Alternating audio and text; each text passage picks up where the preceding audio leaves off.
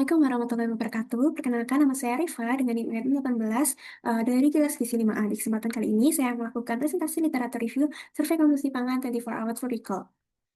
Baik, apa sih survei konsumsi pangan tersebut? Nah, survei konsumsi pangan itu merupakan suatu metode sistematis untuk mengumpulkan, menganalisis, dan mengevaluasi data mengenai pola konsumsi makan, baik itu individu maupun kelompok dalam suatu populasi, di mana tujuannya dari SKP ini untuk mengetahui kebiasaan makan, menggambarkan tingkat kecukupan konsumsi makanan, serta mengidentifikasi faktor-faktor yang mempengaruhi tingkat konsumsi tersebut, di mana terdapat dua metode di SKP ini, ada kualitatif untuk mengetahui frekuensi dan jenis makanan, kebiasaan makan, cara memperoleh bahan pangan, contohnya ada food frekuensi, lalu ada juga metode kuantitatif untuk mengetahui jumlah makanan dan kandungan gizi yang berdasarkan pada TKPI atau referensi fakt lainnya. Contohnya tuh dengan recall 24 hours. Nah, terdapat juga pengukuran dengan tingkatan di mana SKP ini terdapat pengukuran di tingkat individu, contohnya ada 24 hour recall di tingkat rumah tangga, contohnya ada household recall di tingkat nasional, ada neraca bahan pangan.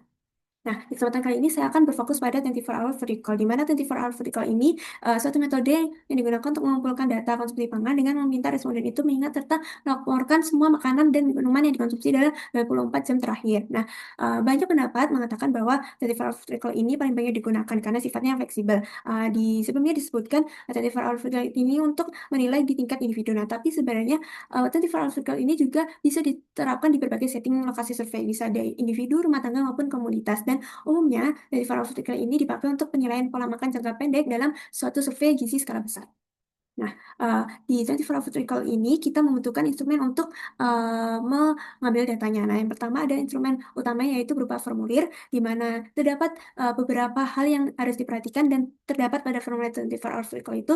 Yang pertama ada waktu makan atau minumnya, lalu ada nama menu makanan atau minumannya, lalu ada detail bahan makanannya, terutama ini sangat penting untuk makanan yang mixed dish. Lalu yang selanjutnya ada nama merek makanan atau minuman kemasan, misalnya suatu susu kemasan pastinya memiliki kandungan gizi tersendiri dari brand tersebut. Nah, yang terakhir juga harus ada URT atau ukuran rumah tangga, misalnya centong yaitu nasi satu centong, misalnya juga sendok makan bayam dua sendok makan atau misal gelas dan sebagainya. Nah, selain instrumen utama di 24 Hour Vertical ini juga memerlukan instrumen pendukung di mana hal ini dapat mempermudah pengambilan data 24 Hour Vertical ini. Nah, yang pertama ada instrumen pendukung foto buku makanan. Nah, lalu yang kedua ada food models. Nah, selanjutnya bagaimana sih cara kita melakukan pengambilan dan pengolahan data di 24 Hour Vertical ini? Nah, 24 Hour Vertical ini umumnya dilakukan dengan metode wawancara, yaitu kita melakukan quick list kepada responden kita. Jadi kita menanyakan dan mencatat apa saja yang dimakan oleh responden tersebut di 24 jam terakhir. Nah, lalu kita juga akan mereview kelengkapan quick list. Lalu yang selanjutnya ada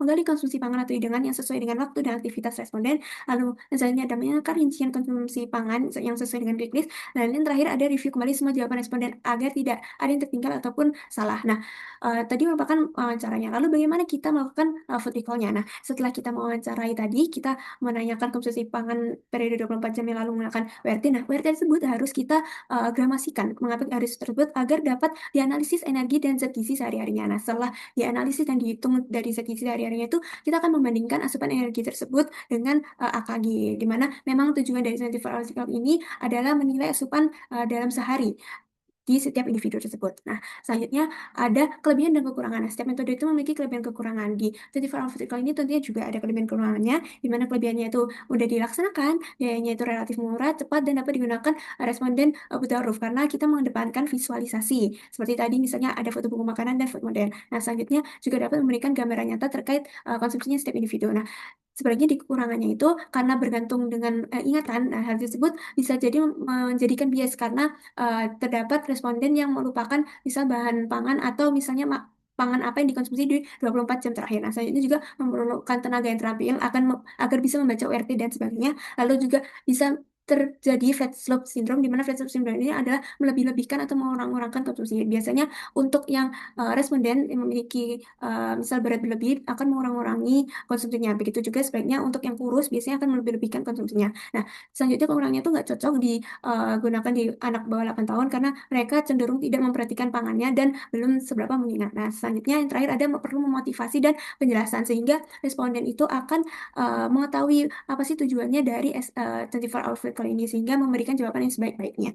Nah, selanjutnya adalah potensi bias. Nah, suatu metode itu pastinya memiliki potensi bias, di mana jenis bias itu ada bias acak dan bias sistematik. Nah, untuk sumber penyebabnya tersendiri, misal ada dari bias pengumpulan data, di mana dari sikap pewawancaranya dan situasi pewawancaranya, misal ada orang lain sehingga responden itu cenderung tidak nyaman. Nah, lalu juga bisa dari bias konversi ratingnya itu yang tidak tepat. Nah, selanjutnya ada bias dari sumber penyebabnya dari responden, di mana responden ini misalnya daya ingatnya terbatas, salah memperkirakan porsi, fast slope syndrome seperti yang disebutkan sebelumnya, dan jawabannya itu ingin menyenangkan pewawancara. Nah, selanjutnya juga ada sumber penyebab dari bias alat dan data, misalnya perbedaan kandungan zat gizinya dari bahan pangan itu berbeda-beda. Nah, juga ada pengaruh dari proses pemasakan dan fisiologi.